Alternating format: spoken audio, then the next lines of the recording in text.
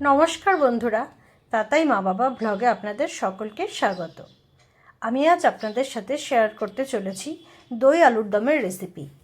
আর এটা কিন্তু খুবই সহজ, রুটি পরোটার সাথে খেতে খুব ভালো লাগে। তাহলে দেখে নিন। আমি এখানে একটা বাটিতে নিয়েছি কিছুটা পরিমাণে টক দই। এবার আমি এর মধ্যে দিয়ে দিচ্ছি কাশ্মীরি লঙ্কার গুঁড়ো। তবে আপনারা যদি বেশি ঝাল চান তবে এর বদলে শুকনো লঙ্কার গুঁড়োও দিয়ে দিতে পারেন। আমি কাশ্মীরি লঙ্কার গুঁড়ো দিচ্ছি যাতে রঙটা খুব সুন্দর হয়। এরই মধ্যে আমি দিচ্ছি ধনে গুঁড়ো, দিয়ে দিচ্ছি জিরে গুঁড়ো আর হলুদের গুঁড়ো। এখন এই সব কিছুকে আমি খুব ভালো মতন মিশিয়ে নেব। মশলাটা তৈরি হয়ে গিয়েছে। এদিকে আমি কয়েকটা বড় আলুকে ছোট ছোট করে টুকরো করে নিয়েছি আর আলুগুলোকে একটা সিটি দিয়ে সেদ্ধ করে নিয়েছি। আমি কিন্তু এটা খুব একটা বেশি সেদ্ধ করিনি, কারণ যদি বেশি সেদ্ধ হয়ে যায় তাহলে রান্নাটা করার সময় আলুগুলো ভেঙে যেতে পারে। গরম কড়াইয়ের মধ্যে আমি দিয়ে দিচ্ছি সাদা তেল। তেল গরম হয়ে গিয়েছে, তাই এখন আমি এর মধ্যে আগে থেকে সেদ্ধ করে রাখা আলুগুলোকে ছেড়ে দিচ্ছি।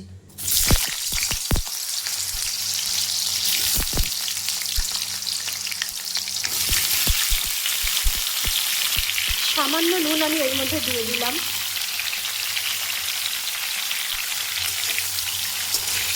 এবার আলুগুলোকে আমি ভেজে নেব।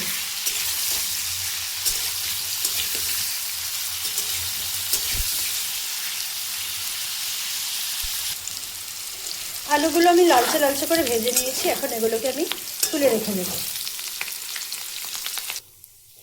আলুগুলো তুলে রেখে আমি এই একই তেলের মধ্যে দিয়ে দিচ্ছি ফোড়ন।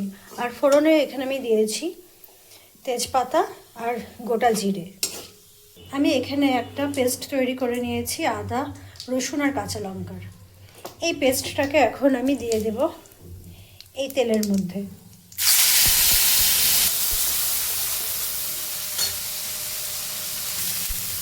কাঁচা গন্ধ চলে গিয়েছে। এখন আমি এর মধ্যে কুচিয়ে রাখা পেঁয়াজগুলোকে ছেড়ে দিচ্ছি।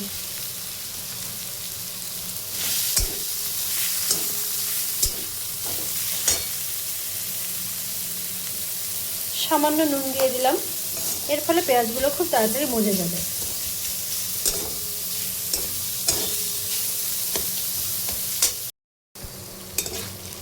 আদা রসুন লঙ্কার পেস্টের সাথে পেঁয়াজগুলোও ভালো মতো মিশে গিয়েছে।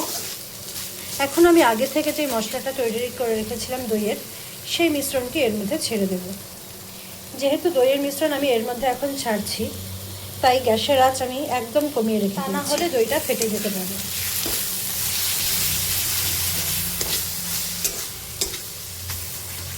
এখন আবার মশলাটাকে আমি খুব ভালো মতন কষিয়ে নেব।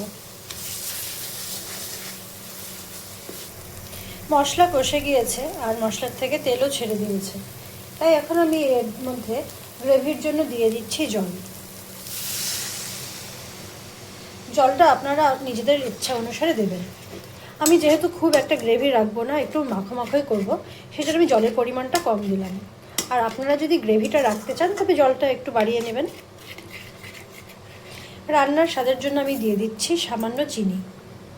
এটা সম্পূর্ণ অপশনাল ছিল, আপনারা চাইলে নাও দিতে পারেন। আমি যেহেতু এর আগে অনেকবার নুনের ব্যবহার করেছি, তাই এবার আমি সামান্য একটু নুন দিলাম। গ্রেভিটা ফুটে ওঠা শুরু করেছে, তাই এখন আমি এর মধ্যে আগে থেকে ভেজে রাখা আলুগুলো দিয়ে দিলাম।